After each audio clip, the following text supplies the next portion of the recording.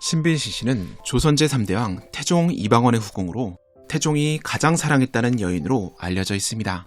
신빈신씨가 후궁이 되기 전 태종의 왕비인 원경아우는 남편이 왕이 되는데 큰 역할을 하게 됩니다. 하지만 태종 이방원이 조선의 제3대왕으로 즉위한 이후 외척을 견제하는 수단으로 수많은 후궁을 들이자 남편에 대한 배신감과 서운함으로 불화를 겪게 됩니다. 이러한 갈등의 시작이었던 사건이 일어나게 되는데 태종이 원경왕후의 여종이었던 효빈 김씨를 건드리는 일이 생긴 것입니다. 실록에 의하면 효빈 김씨는 태종이 왕으로 즉위하기 전부터 부인인 원경왕후를 받들던 여인이었으며 제2차 왕자인환이 벌어지던 당시 말이 홀로 들어온 것을 보고 태종이 죽은 것으로 오해한 원경왕후가 자신도 나가서 싸우다 죽겠다며 뛰쳐나가려는 것을 말리던 이들 중 하나가 바로 그녀였습니다. 야사에서는 원경왕후의 시어머니인 신덕왕후 광씨의 여종이었다고도 알려져 있는데 뛰어난 외모 때문에 신덕왕후조차 그녀를 태조 이성계 앞에 내놓기를 꺼려했다고 합니다.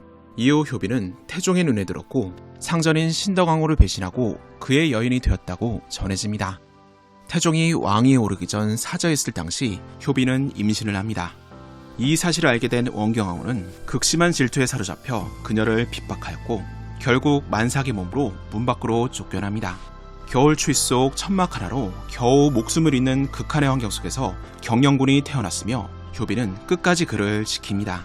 하지만 태종이 왕위에 오른 다음 효빈은 입궁을 하게 되지만 그녀는 그의 관심에서 멀어진 것으로 보입니다. 태종 즉위 후 효순공주 자기를 받았다고 전해지지만 다른 후궁과는 달리 풍계에 대한 어떠한 기록도 존재하지 않는 것으로 보아 후일 그녀의 아들이자 태종의 서장자인 경영군의 생모인 것을 기리기 위해 붙여준 자기인 것으로 보입니다. 세월이 흘러 1872년 고종 때에 이르러서야 그녀는 정일품 효빈으로 추증되면서 정식 즉위를 받게 됩니다. 실록에서는 그녀의 죽음에 대해 간략히 적고 있습니다.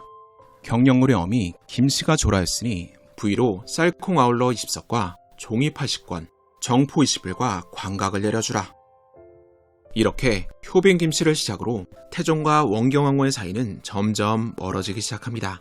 그러나 태종의 후궁 들이기는 여기서 끝나지 않았습니다. 태종이 다음에 눈독을 들인 여인은 바로 신빈신씨로 원래 그녀는 원경왕후가 아끼는 사가시절 시녀이자 왕비 시절의 나인이었습니다.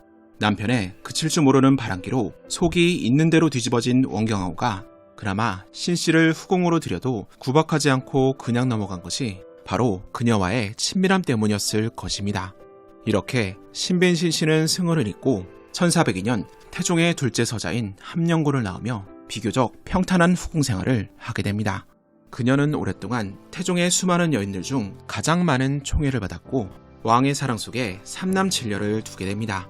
1414년 신빈신씨는 신영옹주에 봉해져 내명부 상급 권한을 누리게 됩니다.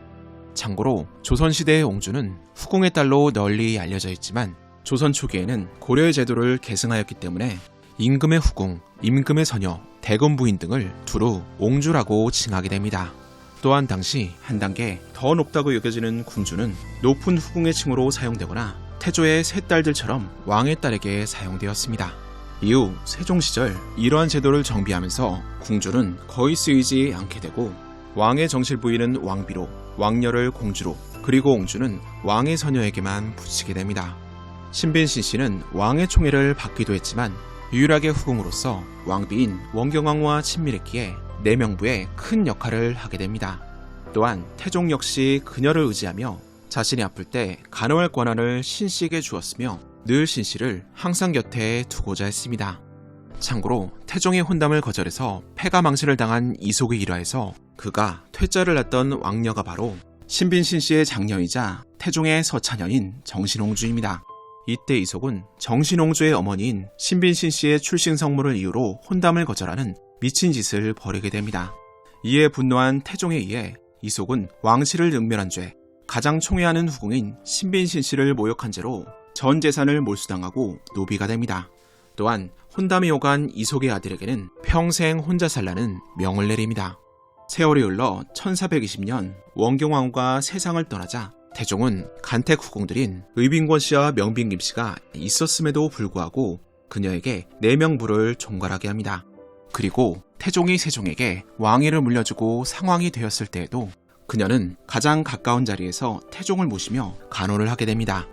1422년 태종이 천달방 신공이 편하다며 궁을 옮긴다고 말하자 가장 먼저 신빈신 씨가 기존에 머물던 연화방 신궁에서 천달방 신궁으로 옮겨가는 움직임을 보이며 태종을 편안하게 해줍니다.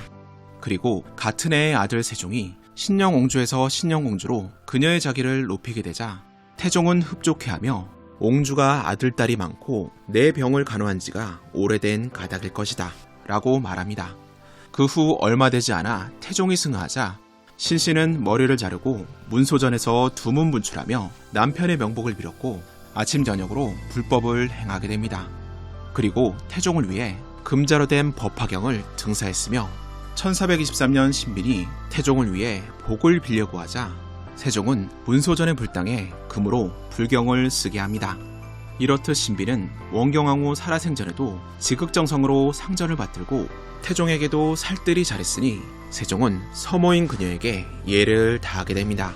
이에 관련된 일화로 세종이 새해를 맞아 경복궁에서 연회를 베풀었고 연회가 끝난 뒤 신빈에게 술 한 잔을 올리기 위하여 중궁전에 들어갑니다. 그런데 신빈신 씨가 있는 큰 상에 놓인 고기가 바깥 사람들의 작은 상에 차린 것보다 작아 보였고 세종은 이를 왕실에 대한 모욕이라 여겨 의전을 담당한 사련소의 관리들을 문초할 정도였습니다. 한편 신빈신 씨는 태종의 총애를 받아 큰 권세를 누리게 되면서 권력의 중심에 있었기에 청탁으로 여러 번 문제를 일으키게 됩니다. 하지만 사건이 크지는 않았으며 세종의 배려로 신빈을 제외한 관련자들만이 처벌을 받게 됩니다. 태종이 승하한 후 13년이 지난 세종 17년 신빈신 씨는 세상을 떠나게 됩니다. 세종은 비록 서모이지만 상장을 갖추고 신하들과 함께 예로서 조문하였으며 국무에 준하는 예우를 해주게 됩니다.